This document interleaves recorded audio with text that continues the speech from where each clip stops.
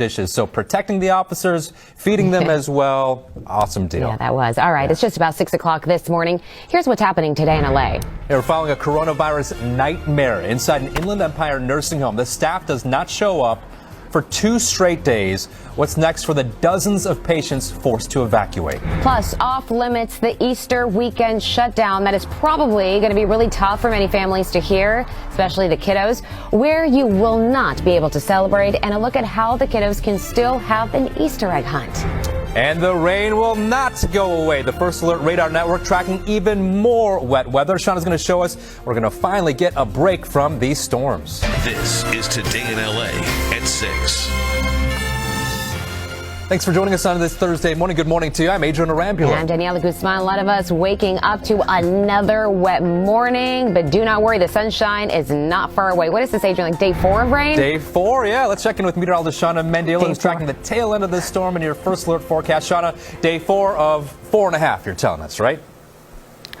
4.5, because half of tomorrow will also include some rain, and then after that we can say goodbye to it. Now, it's been beneficial that we are seeing some snow in the mountains and heavier rain for some locations. So if you have to get on the roads here this morning, although the traffic will be much lighter, you are going to run into some heavy rain and some of those neighborhoods. Now, Ventura County has been seeing the heaviest rain of it all here throughout the morning, and I can show you that it is getting steady through the valleys down into Los Angeles this morning. So you will have wet roads from the 405 to the 5 all the way through the 110. Going to be very, very busy this morning. Inland Empire, a little less rain. That is the complete opposite from yesterday. And as we take a wider look of the situation, this is the last 2 bands of rain to come. So that storm is starting to wrap up here, but it's going to take a day and a half. What you can expect for your day ahead in Los Angeles, a morning with scattered rain showers. We'll continue to see the rain through the afternoon, and temperatures will stay cool in the 50s. Some of you in the LA basin up to about 60, but that's as warm as it's going to get. Steady and cold through tonight with overnight rain keeping things soggy. So we're going to say goodbye to this rain,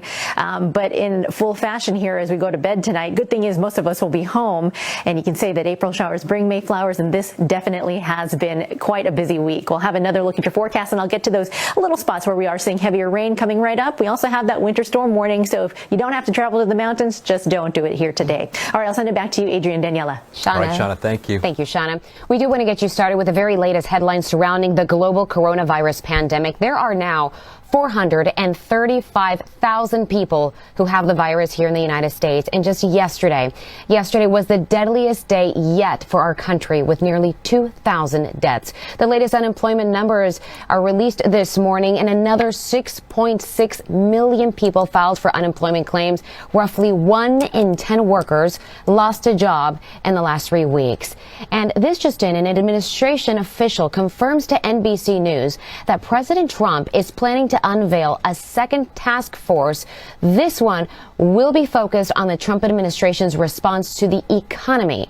So some fast food workers plan to protest today, demanding better protections from the coronavirus while they're at work. Los Angeles is shutting down more parks ahead of Easter Sunday. More on that in just a moment. But an iconic venue like the LA Coliseum will be lit in blue lights tonight in honor of all of our healthcare workers.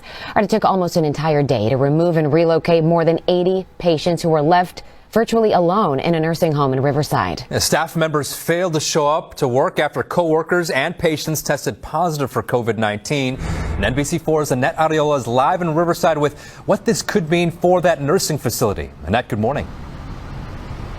Adrian, good morning. Riverside County health officials tell us that it's really going to be up to the state licensing board to determine what type of action may be taken against this nursing facility.